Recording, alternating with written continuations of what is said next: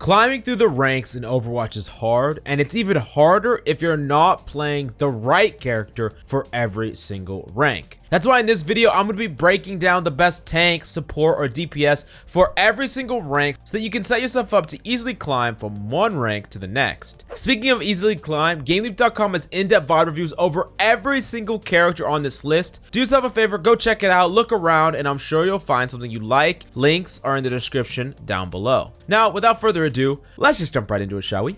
So right off the bat, we're going to kick it off in the bronze rank. Everyone's favorite rank, of course, and the best DPS in the bronze rank is undoubtedly Reaper. There's not that much team cohesion and synergy in the bronze rank. A lot of people are kind of just doing their own thing, and Reaper can heavily punish this because in a world without peel or people coming to defend you when a Reaper's on top of you, that Reaper is just going to get kills again and again, and that's what you're going to be doing on Reaper. So as Reaper, you can really easily abuse the enemy tanks. If you see Reinhardts, monkeys, anything like that, you can abuse them. You get close enough, simple body shots, not mechanically difficult to do. You can kill supports as well.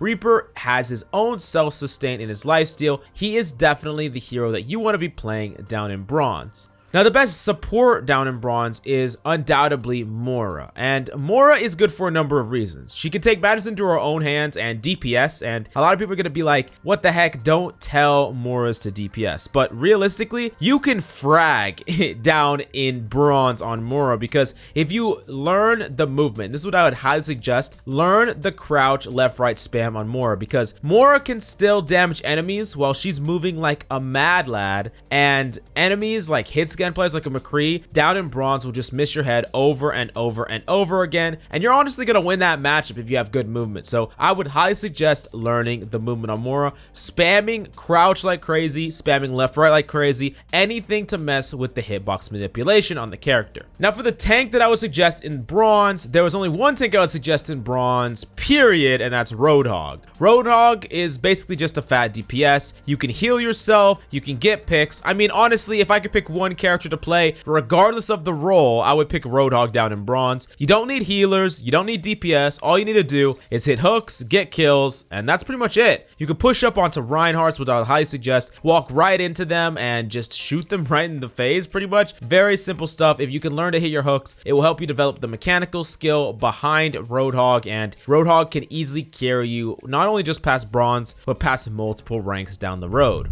Now moving on to the least toxic rank in all of Overwatch, Silver.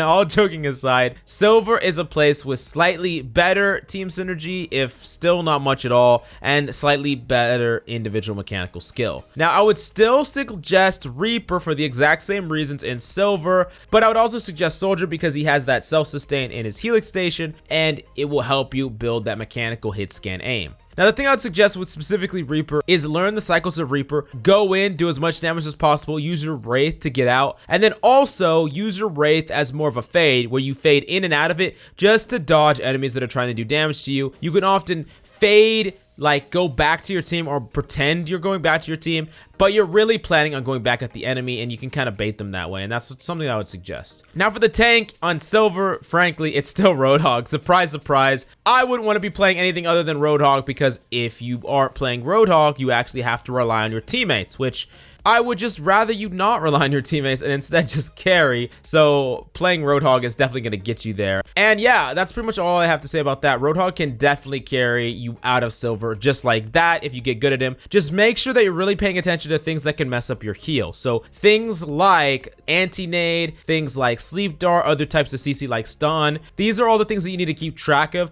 Start to slowly keep track of all these things and play around them so that you don't get shut down on Roadhog, because honestly, you should have very little deaths. Now, I know this is pretty predictable, but guess what? In Silver, the support is the same as well in Moira. She is still good. A lot of players aren't going to be able to kill you if you have good movement. Focus on doing a little bit more heals now than just damage, like I suggested in Bronze. You're going to want to make sure that you heal up low targets, but keep in mind that a lot of Moiras will just burst their load. All you have to do is tap heal, and it will heal for over 4 seconds. So just tap heal on targets, heal them up by quite a large margin, and then you can conserve your resource that way.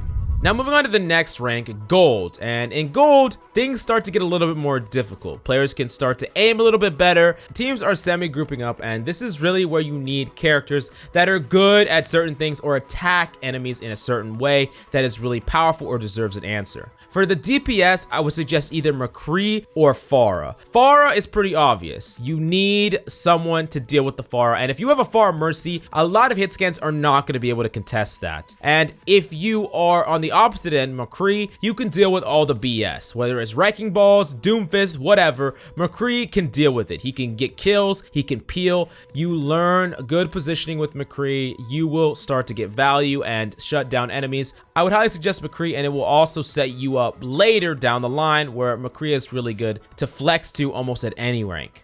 Now for the tanks in Gold, I'm actually still going to suggest Hog, but he's not the only tank I'm going to suggest. I'm also going to suggest Zarya. Now Zarya is an absolute hard carry, but you need a main tank to be creating that frontline pressure in order for you to build charge. So this is what I suggest. In Gold, if you have a Rhine or a Sigma or someone on the front line that you can build ult charge or bubble charge off of, then play Zarya. But if you don't, just play that Hog. Just keep playing that Hog. Hog is just fine down in Gold, but Zarya is typically going to be better and bring more value to your team. She's going to get shut down less, but you can't play her if your other tank is someone who is not even playing on the front line. So definitely keep that in mind. Now, lastly in Gold, we got to talk about the supports, and still more. Of course, I'm still going to suggest more, but I'm also going to add in Mercy. And Mercy is good for a number of reasons. She's really hard to kill. She has great mobility, and she's really good at pocketing or enabling a lot of these squishies that we talked about, like Pharah, like McCree. Mercy is really good at that. But what you need to absolutely learn on Mercy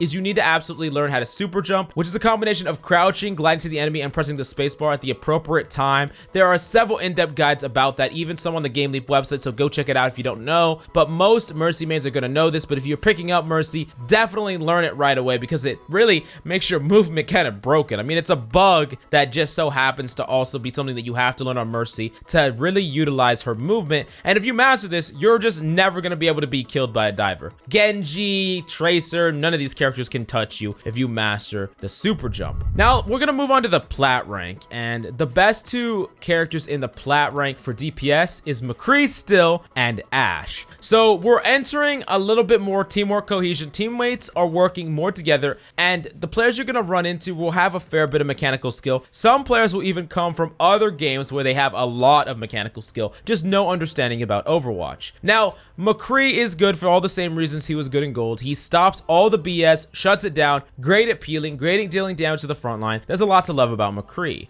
Now, that being said, however, as McCree, you're going to start to have to go up against your matchups a lot more. Matchups like Tracer, Genji. You're going to need to be able to consistently hit the flash headshot. You're going to need to be able to consistently flash above or under reflect. These are all the matchup-based things that you have to learn on McCree. Just simply existing is not enough anymore. Players are going to be hunting you down, and you're going to have to defend yourself with your abilities and your understanding of the matchup. Now, Ashe is just going to be setting you up for the future. Ashe is one of the strongest characters right now, and with her mobility, with the fact that she has high amounts of burst damage, Ashe is a great pick down in Plat. Dynamite is one of the most consistent forms of damage, and if you get a pocket in Mercy when you're playing Ashe, you could just be unstoppable with those one-shot headshots on squishies. Now, in Plat, for the tanks, I'm still going to suggest Zarya, but I'm also going to suggest Rhine. This is the first rank where I think playing Rhine is not a suicide mission, and realistically, I would still suggest to duo with a support that could pocket you if you plan on playing Rhine. Now, with specifically Zarya,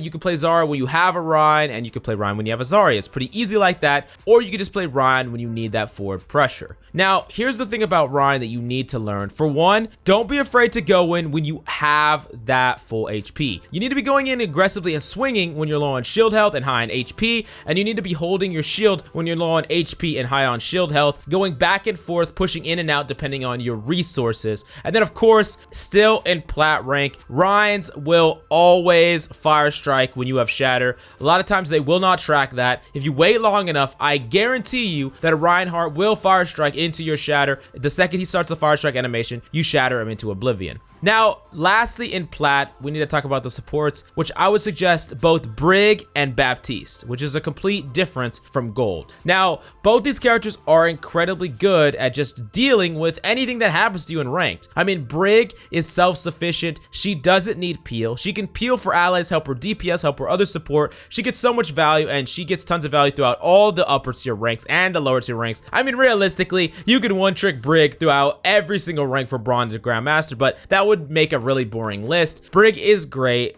What you have to do, however, on Brig is make sure you keep that Inspire uptime percentage up. That means every single swing should try to connect, and every single whip shot needs to connect, because you're really trying to aim for that 34% or more on Brig Inspire. That will give your whole team more overall HP. Now with BAP in particular, you have a lot of carry potential on a support in a way that you didn't have before. You can DPS enemies, you can create playmaking opportunities with clutch immortality fields. Learning how to utilize your cooldowns in the most effective way to ensure the maximum amount of value, and having the mechanical skill to make plays and pop up on BAP is definitely vital if you want to climb to the diamond rank. Now, moving on to the diamond rank, the DPS I would suggest is Echo, Mei, and Ashe. Now, Echo is a great character in diamond for a lot of reasons. One, Echo has the verticality of Pharah where she can abuse tanks, but she's a lot harder to punish, and you can play around hit scans a lot easier. Her ultimate can just be game winning as long as you specifically target enemy tanks or characters that have high value, not characters that are gonna die instantly. Like, it's way better to actually copy someone like an Orion or an Orisa rather than someone like a Genji or a Tracer. Now, Mei I suggest because Mei, one, builds a fundamental understanding and game sense of the game, learning the cooldowns and things like that. But realistically, Mei's a character that you should never be afraid to whip out on the right maps where you can really use that choke point to your advantage. Mei is a phenomenally underrated character. And then Ashe is still going to be in the diamond tier, just like in the plat tier. You just play Ashe. Ashe is great. Now, moving on to the tanks, I think Rein, Sigma, and Wrecking Ball are all viable in diamond. Now, Rein is still good and probably better than he was in plats because you're going to have better supports and better DPS to protect you. Now, Sigma in particular is great when playing with a Rein. You can play it technically with a Wrecking Ball. You can play it with a Zarya. There's so many different options, of course, with an Orisa.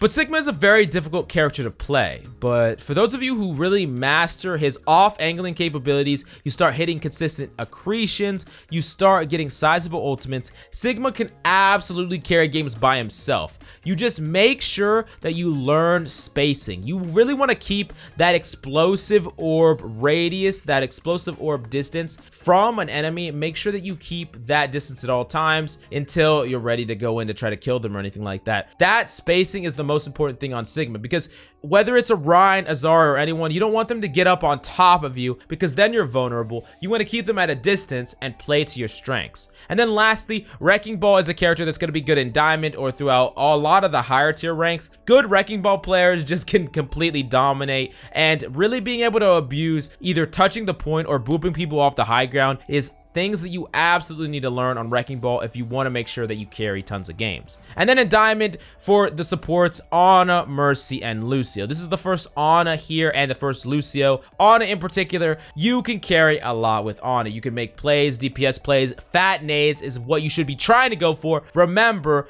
nading yourself is the worst thing you could possibly do, and only do it as a last ditch effort. I mean, you're gonna see ML7 nade the enemy team when he himself is at 30 HP, and I'm not telling you to do just that, but keep in mind that if you get like a 3 or 4 or 5k nade aggressively, that might win the fight outright, versus just healing yourself for 50 HP is not going to do hardly anything. And that is the big difference between bad Anas and good Anas, is good Anas will try to keep their health total and their selves safe with positioning, and then use their nade aggressively instead of playing too reckless and being forced to use their nade passively. And then, of course, Mercy, because of the same reason. Echo is good, Ashe is good, pocketing them, that's all great, and that's going to get you a lot of value. And then Lucio is really good in Diamond, and honestly, you can play Lucio up to this point. Lucio can frag, and I really love the duality of Lucio, where you can be really peely sometimes, and you can also be really aggressive and chase down things like Widows and stuff like that. Lucio has a lot of different avenues to carry games. Now, moving on to Masters, the 3 DPS I would suggest for you is Genji, Tracer, and Ashe.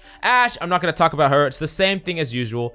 Ashe is great. Ashe is meta. Ashe is very strong. High DPS, high burst. But Genji and Tracer, I'm sure you know how strong Genji is right now. Genji is nuts. He can just pretty much go into your backline and kill people just like that. And while he is getting a nerf, he's still going to be pretty powerful. And for those of you who master Genji, you can definitely climb to that Grandmaster rank with him. And then Tracer, of course. Tracer is a character that really ramps up with skill level. And specifically, the biggest problem is Brig. But if you can learn how to hit consistent pulse bombs, which I would highly suggest you blink in to bridge the distance first before you try to stick a pulse bomb, and you're going to hit a lot more of them consistently. Tracer could be a really viable option. And think about how much value you're getting per second on Tracer, your action per minute, your crit rate. There's so many different things that add up to how much value you get on Tracer and how much you can carry on Tracer. Now, in Masters, I'm just going to say some of the meta tanks. I mean, Sigma, Orisa, Wrecking Ball, all these characters are characters that are really good in the meta. It's all about conserving your shield, spacing out the enemies, playing your role,